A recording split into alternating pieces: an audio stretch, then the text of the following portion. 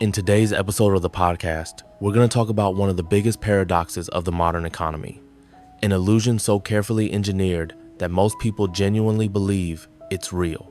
The paradox is this: a long list of giant tech corporations, especially in the electric vehicle space, are reporting massive losses, burning through billions of dollars every year. Companies like Tesla's Chinese rivals, NIO, XPeng, and others are drowning in red ink. Yet at the very same time, their founders, the people running these money-burning machines, are becoming billionaires. The venture capital funds that pour money into them, like Sequoia Capital or SoftBank, are making returns of hundreds or even thousands of times their initial investment. You've always been told that business must be profitable, right? You've been taught that a company that loses money is a failed company. That's true. But that truth is only for you. For the corner grocery store, for the small coffee shop you open with your savings, for your family's auto repair shop. For them, the giants at the top of the financial pyramid, the truth is completely different. They're not playing the same game you are. The brutal truth is that these companies with their shiny electric cars or ultra-convenient food delivery apps were never truly designed to make a profit from the product itself. They were designed to function as valuation pumping machines. They are ships built with one single purpose: to transport wealth from the future into the present and to move it from the pockets of the many into the pockets of the very few. Those multi-billion-dollar losses are not failures. They're just costs. They're the fuel that powers the machine.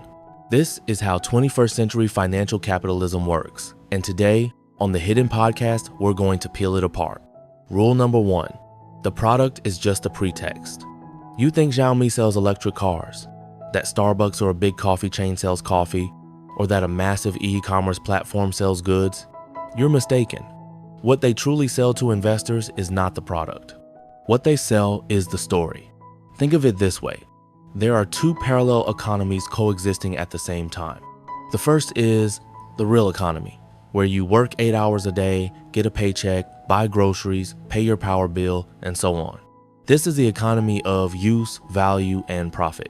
You sell a sandwich for $5, it costs you $3 to make, you earn $2 in profit. Simple logic. Then there is the second economy, the valuation economy. This is the playground of financial elites, hedge funds, and venture capital firms in places like Silicon Valley, New York, London, or Hong Kong. This is the economy of narratives, of potential, and of future cash flows. In the valuation economy, today's profit is not important. Sometimes it's even irrelevant. The only things that really matter are user growth and total addressable market. A company can lose $1 billion a year, but if it can convince investors that it is capturing a $500 billion market, like the global EV market or the food delivery market of an entire country, and its user base is doubling every year, then its valuation can skyrocket. That electric car that loses the company tens of thousands of dollars per unit isn't a failed product, it's a marketing tool. Every single unit sold, even at a loss, is evidence for the story. We can break into and dominate the EV market. Each loss-making unit is actually an investment to buy market share. They're not selling you the car to make money. They're effectively paying you through subsidies and discounts to take the car so they can turn around and tell the next round of investors, look, we delivered 100,000 cars in just one quarter. We are the future. Whether it's a car, a cup of coffee, or a ride-hailing app, the product itself is just a sacrifice, a prop in a much bigger play. The real show is about growth, about the alchemy of valuation, about turning promises into gold. So how do founders and investors become insanely rich while their companies keep burning money? The answer lies in a magic process called funding rounds. This is the real money printing machine. Let's walk through how it works, step by step. Stage 1, the seed round. A founder, let's call him Mr. A, has nothing more than an idea on paper. I'm going to build smart electric cars. The company has no product, no revenue, nothing. Mr. A goes to an angel investor. He says, I need $1 million to build a prototype. The angel investor likes the idea and agrees to invest $1 million in exchange for 20% of the company. And the magic begins. Instantly, this company, which until 5 minutes ago was just an idea, is valued at $5 million because 20% is now worth $1 million.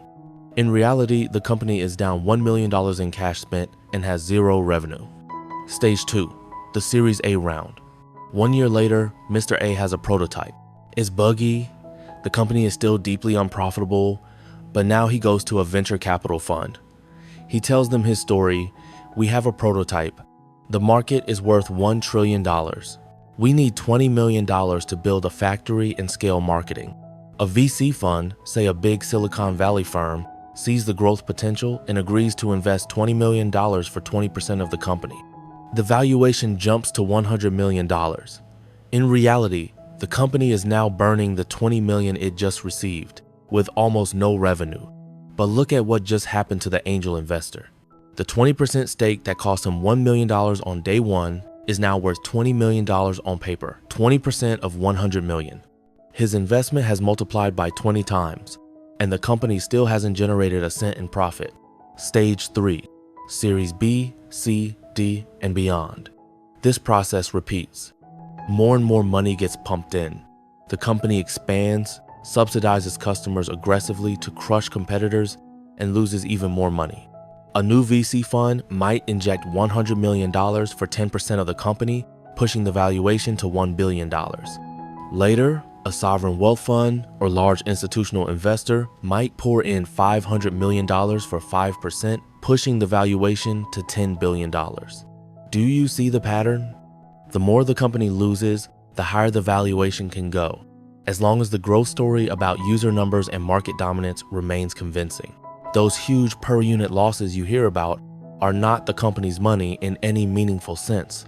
They are investors' money. And investors are perfectly happy to burn it, because every dollar they burn can help push the valuation from $1 billion to $10 billion. That original $1,000 million angel investment is now, on paper, worth $2 billion, 20% of $10 billion. The founder's stake, maybe 30 to 40%, is suddenly worth billions as well. All of this happens while the company has never, not even for a single day, been truly profitable. This is the secret of high finance. They don't make their money from the company's operating profits.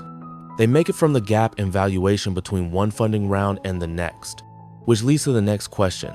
If this is all just paper gains, how do they cash out? How do they turn those magic numbers into real money in the bank? They need an exit. And the biggest, loudest, most celebrated exit of all is the IPO, the initial public offering. The IPO is the final act of the play, the moment when the spell is completed. This is when a company that might still be losing billions a year gets listed on a major stock exchange like the NASDAQ or the NYSE. Who buys those shares? You do. The general public. Small investors attracted by the story of the car company of the future or the next big tech platform. Pension funds, mutual funds, index funds, vehicles that manage the retirement savings of millions of teachers, nurses, factory workers, people who live in the real economy but suddenly find their money pulled into the valuation economy. Now look at the table from beginning to end. The angel investors and early VCs bought shares at fractions of a dollar, at 1 cent, 10 cents, or $1 per share. They set the table. The Wall Street investment banks organize the feast. They underwrite the IPO, set the official valuation, write glossy analyst reports, and sell the story to the public. They take home massive fees. And the public? The public is the one that cleans up after the party. They buy those shares at $50 on IPO day. After the IPO, or once the lockup period ends, the early investors and founders gradually dump their shares into the market. They sell what they bought at 1 cent for $50 a piece. That's how early investors turn $10 million into billions. By that time, the company may still be losing money, but it no longer matters to them. They have exited. Their game is over. The risk is now in your hands. If, someday, the company becomes truly profitable and grows into its valuation, you win. But if the story collapses, if the company never actually makes enough money to justify the price, or if the bubble bursts, then you're the one left holding a stack of worthless paper. This machine is a near-hour-perfect system for privatizing gains and socializing risk. The founders and early VCs capture the upside. The losses and the uncertainty are handed to the crowd. That's why you see founders sitting on paper fortunes of billions while their companies still report massive cumulative losses. Their wealth comes not from profit, but from selling promises, selling the future to later investors. Now, can you destroy this machine? No. It's already baked into the foundations of modern financial capitalism. You can't flip the table over, but you can learn the rules of the game. You can refuse to be the prey. You can choose to be an observer, someone who understands the hidden mechanisms beneath the headlines. And if you want to survive and adapt inside this matrix, you need to master 3 rules. Rule number 1, separate the product from the story. When you look at a company, stop asking only, is the product good? And start asking, what story are they selling? A company can have a mediocre product, but an amazing story. We're going to reinvent the office. We're going to save the planet. We're going to change how the world moves and get valued in the tens of billions. Another company can have a solid, practical product, but a boring story and never raise meaningful capital. Understand which narratives the financial world is trading, and you'll understand where the money is flowing. Rule number 2, separate a company's health from its stock price. A company losing money does not automatically mean its stock will fall. A company posting profits does not automatically mean its stock will rise. In the valuation economy, the stock price does not reflect today's earnings. It reflects the market's belief in a future story.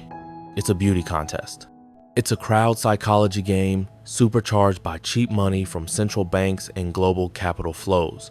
Never confuse the balance sheet with the stock chart. Rule number 3, know exactly where you sit in the food chain.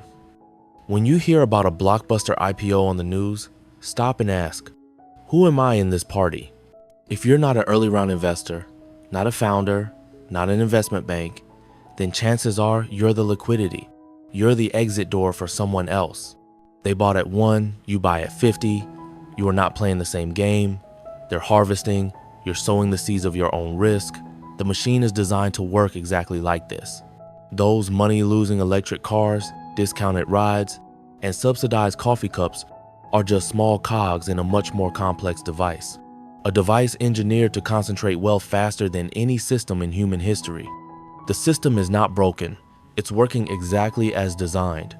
Your choice is not to be angry. Anger without understanding is just wasted energy. Your real choice is to wake up.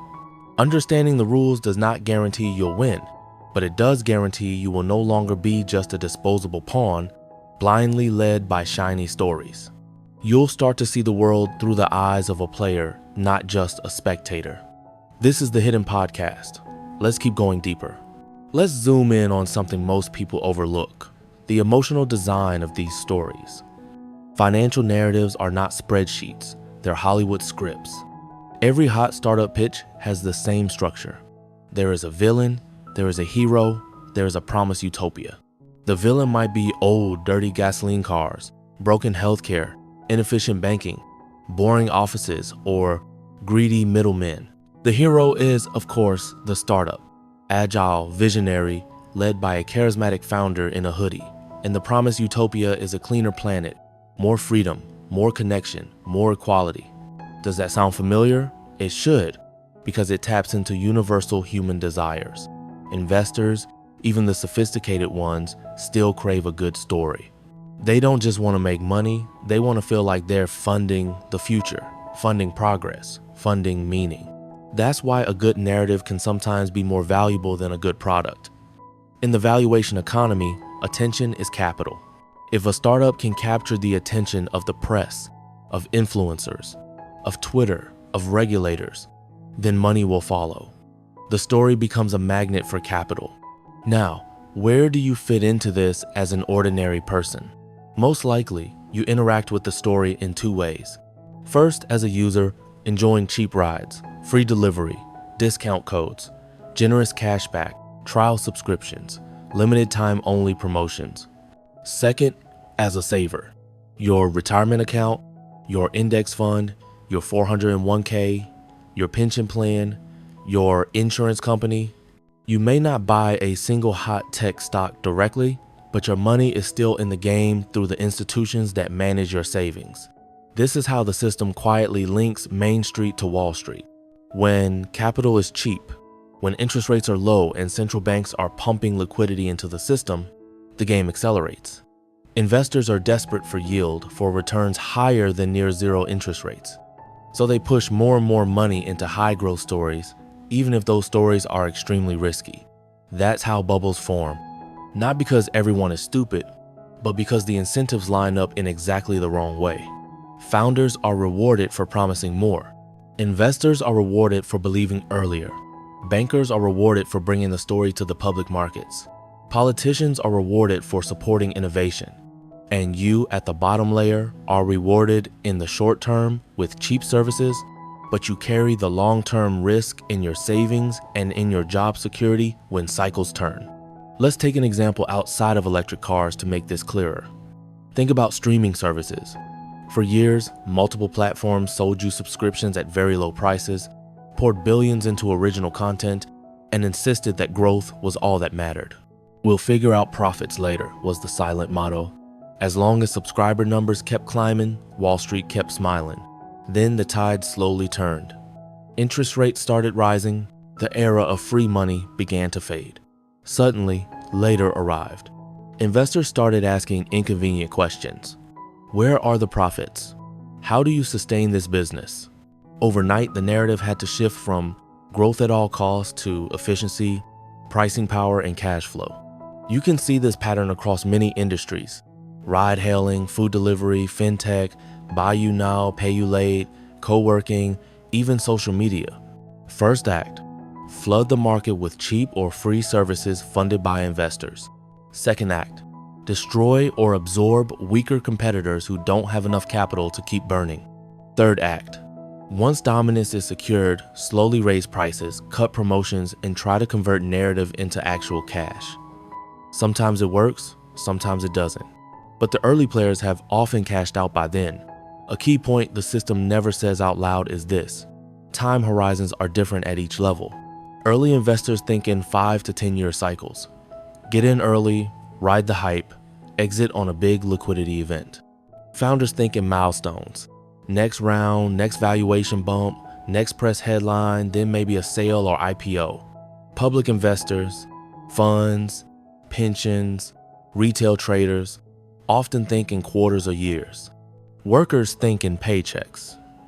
Users think in days or minutes.